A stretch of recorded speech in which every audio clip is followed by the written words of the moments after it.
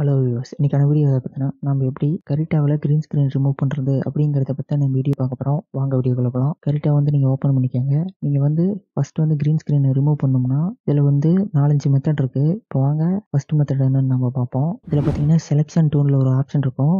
அதை வச்சு நீங்கள் க்ரீன் ஸ்க்ரீன் ரிமூவ் பண்ணலாம். நீங்கள் க்ரீன் கலர் இருக்கிற இடத்துல வந்து நீங்கள் கிளிக் பண்ணிங்கன்னா அது ஆட்டோமேட்டிக்காக வந்து செலெக்ஷன் ஆகிடும். நீங்கள் ஷிஃப்ட்டை ஹோல்ட் பண்ணி செலக்ட் ஆகாத இடத்துல திரும்ப நீங்கள் கிளிக் பண்ணிங்கன்னா அந்த இடமும் வந்து செலக்ட் ஆகிடும்.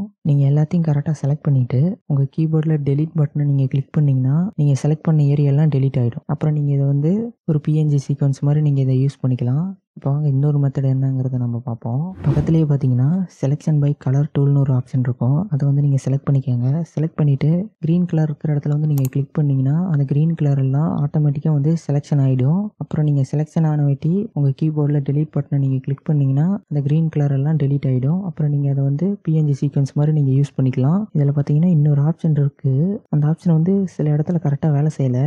இப்போ பாருங்கள், நான் உங்களுக்கு காட்டுறேன். மேலே பார்த்தீங்கன்னா செலெக்ஷன் ஒரு ஆப்ஷன் இருக்கும். அதை வந்து நீங்கள் செலக்ட் பண்ணிக்கோங்க. அதில் பார்த்தீங்கன்னா செலக்ட் ஃப்ரம் கலர் ரேஞ்சுன்னு ஒரு ஆப்ஷன் இருக்கும். அதை வந்து நீங்கள் செலக்ட் பண்ணிக்கோங்க.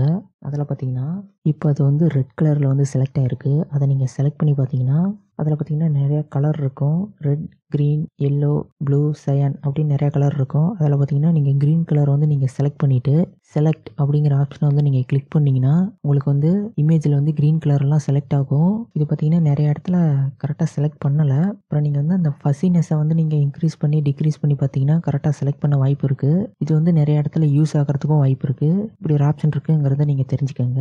இந்த வீடியோவில் நான் சொன்ன மாதிரி நீங்கள் வந்து எப்படி கரிட்டாவில் க்ரீன் ஸ்க்ரீனை ரிமூவ் பண்ணுறதுன்னு நீங்கள் கற்றுக்கிட்டீங்கன்னா, ஆனால் உங்களுக்கு இன்னும் எப்படி கேடன் லைவில் க்ரீன் ஸ்க்ரீனை எப்படி ரிமூவ் பண்ணுறதுன்னு இன்னும் தெரியலனா இப்போ ஸ்க்ரீனில் ஷோ ஆகிற இந்த வீடியோ வந்து கிளிக் பண்ணி பாருங்கள். கேடன் லைவ் வந்து ஒரு வீடியோ எடிட்டிங் சாஃப்ட்வேர். நீங்கள் வந்து உங்கள் வீடியோவுக்கு வந்து க்ரீன் ஸ்க்ரீனை வந்து ஈஸியாக ரிமூவ் பண்ணிக்கலாம்.